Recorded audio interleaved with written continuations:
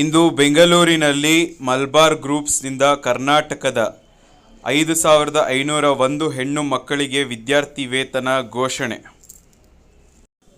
ಭಾರತದ ಪ್ರತಿಷ್ಠಿತ ಹಾಗೂ ಮುಂಚೂಣಿಯಲ್ಲಿರುವ ವ್ಯಾವಹಾರಿಕ ಸಮೂಹ ಸಂಸ್ಥೆ ಮತ್ತು ಮಲಬಾರ್ ಗೋಲ್ಡ್ಸ್ ಆ್ಯಂಡ್ ಡೈಮಂಡ್ಸ್ನ ಮುಂಚೂಣಿಯಲ್ಲಿರುವಂಥ ಮಲಬಾರ್ ಗ್ರೂಪ್ಸ್ ಕರ್ನಾಟಕದಲ್ಲಿ 2024-25ನೇ ಸಾಲಿನ ಶೈಕ್ಷಣಿಕ ವರ್ಷಕ್ಕೆ ಹೆಣ್ಣು ಮಕ್ಕಳ ವಿದ್ಯಾರ್ಥಿ ವೇತನವನ್ನು ಘೋಷಣೆ ಮಾಡಲಾಯಿತು.